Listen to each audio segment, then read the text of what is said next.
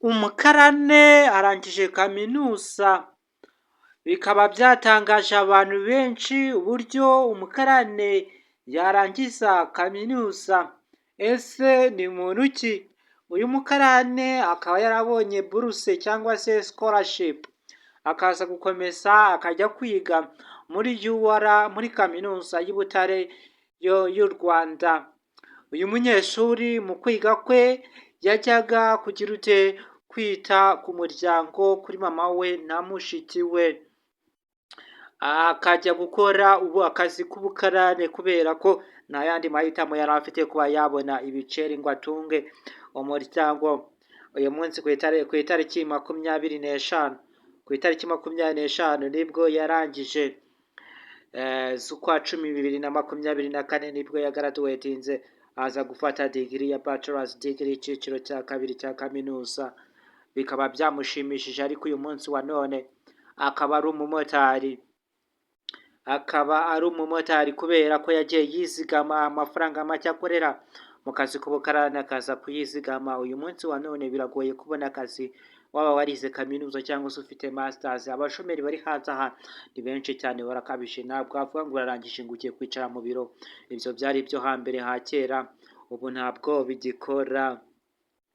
Ikaze ndabakiriye, ndi umugaragu w'ibyegeranyo n'amakuru pero ngiye kubasangiza inkuru y'uyu mugabo bita Munyeshuri.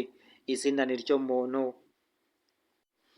Nk'uko nagiye mbibabwira mu ncamake, uyu mugabo Munyeshuri ubu ngubu akaba atwara moto ye yiguriye ivuye mu kazi k'ubukarane yakoze.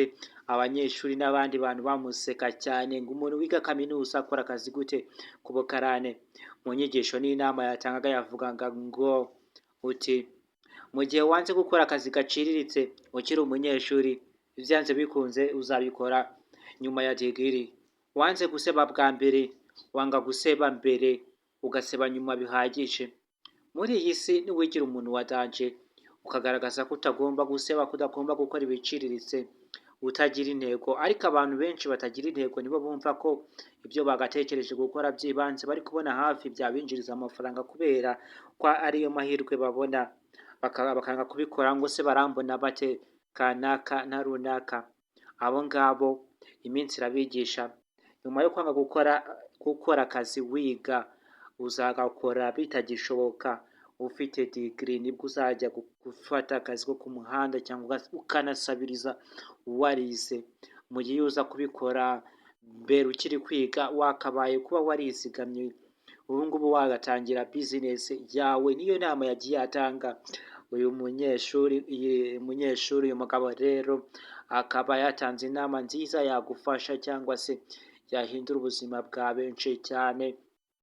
Nk'uko mubibona niko yagiye abivuga neza 5/5 ko yakoze akazi k'ubukarane. Murabibona nabiberetse kuri thumbnail cyangwa se kava nkoresheje. Akaba yishimye cyane kuba afite degree ye kandi bimuteye ishema. Nubwo benshi bavuga ngo kwiga ubu ngubu ntacyo bimaze, yego birumvikana. Uyu munsi ntabwo warangiza kwiga ngo ugiye kwicara mu biro, ibyo ntibishoboka. Bisaba kugira ngo wihangire umurimo